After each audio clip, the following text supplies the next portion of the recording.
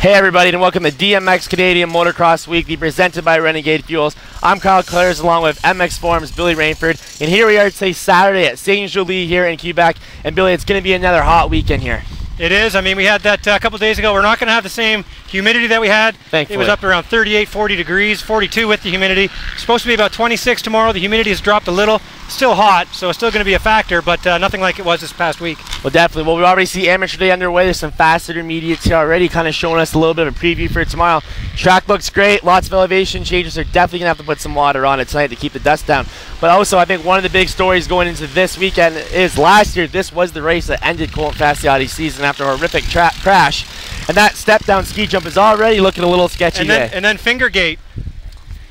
Sorry, go ahead. Fingergate. I'm totally lost. You can't do this to me on camera all the time. Like, so Tyler Medaglia getting his first DNF year last year. So these guys had come out for a little redemption on this track. Yeah, how about local boy Kaven Benoit getting the win last year too? Of course, as well as Jared Allison hitting his first ever podium. I've talked to Jared and Kaven, say they're both extremely motivated, looking to come in for consistent results again. And Kaven, he's going for nothing but the win. So look for a strong ride out of him. And in along with the MX2 there too, just thinking.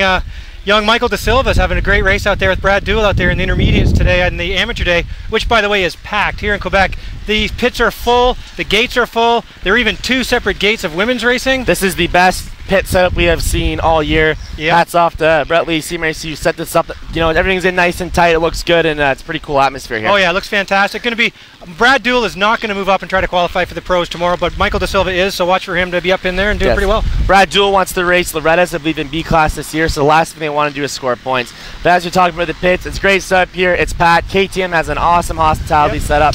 Tech inspection, sound check going on behind us. And for definitely, well, I think we should go catch up with a few guys and see how the weekend's going to turn out for them. Yeah, let's go have a talk. Here we are with Kaven Benoit here at Ste Julie. Kaven, you won your first race here last year, and you got to be pretty excited going into tomorrow. Yeah, I am for sure. Like she said, I won my first national here last year. Full confident for tomorrow. I know this track really, really good, and I mean, I'm sitting good in the points right now, so I'm really confident. I think it's going to be a good day tomorrow. Awesome. Is there any extra pressure knowing that you have lots of friends and family here? I don't take it as a pressure. I take it as extra energy, I would say. And like usually when there's pressure, I do good. So we'll see tomorrow. Well, we know that Tyler Medaglia is out front right now in the points lead. But as we saw here last year with Colton, anything can happen. And you still going for that championship? I am for sure. I mean, it's not done until Walton. I hope we're not going to go into Walton with more than 50 points ahead of me, but we're still going to work hard. There's 4 rounds left, and anything is possible. Right on. Well, thanks a lot, and good luck tomorrow. Thanks. Here at Tyler Medaglia at Ste Julie, and Tyler, a little bit of an interesting round here last year for you. I think you took your first DNF, and what's your thoughts going into this weekend? Well, you know, that was just a thing that can happen to 250Fs. You know, they're pretty done up to the nines, and you know, some stuff can break. But I mean, I'm looking forward to this race. I really like the track here. I'll have a lot of family and friends here because it's only an hour and a half from my parents' house. So yeah, I'm definitely looking forward to it. I put in some good motos this week, and I'm ready. Hopefully it's going to be another hot one. Awesome. Well, we're on your way to wrapping up, you know, your second championship. Hopefully everything goes well. And is there any plans as far as next year yet? Will we see you back on the big bike, I assume? Yeah, I just kind of want to take each race, you know, at a time. I don't want to think too far ahead, but you know, obviously the goal is to win an MX1 championship, and you know, just do the best I can every weekend. But you know, we still got a few rounds left, and you know, I just want to stay consistent and ride good, and just you know, keep my fingers crossed for next year for, you know, let's see how it goes for a 450 ride. Right on. Well, good luck tomorrow, and thanks for the interview. Thank you.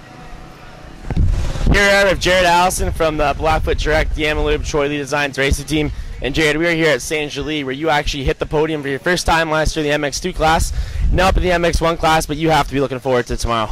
Yeah, I mean, this is my favorite track on the whole series. I'm fairly confident with this kind of dirt, the ruts, and yeah, I'm feeling good for this weekend. Right on. So what's it going to take to get up there and stay in that top 5 position this weekend? I mean, it's obviously going to take really good starts. Just got my bike, my Yamaha. I've got a new engine put in her, so we should be hauling pretty good this weekend. It's also going to take a lot of endurance. I've been working really hard in the gym, and yeah, I can't see why I can't get in the top 5. Right on. Well, we wish you luck this weekend. Hopefully we see you back up on the box. Yeah, for sure. Thanks, Kyle.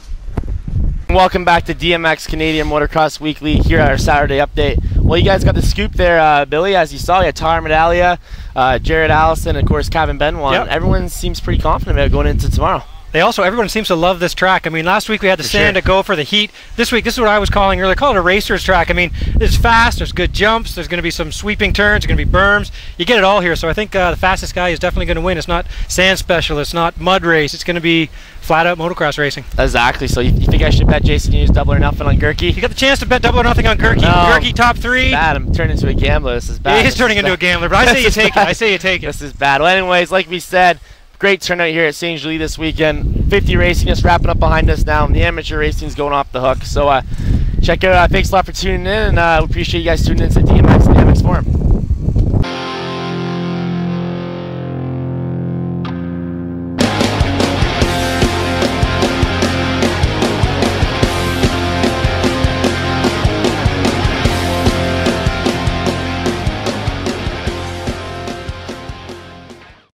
Is it Ste Julie or St. Julie? Hey everybody, and welcome to DMX Canadian Motocross Weekly. We got to stop because I was talking while you were panning.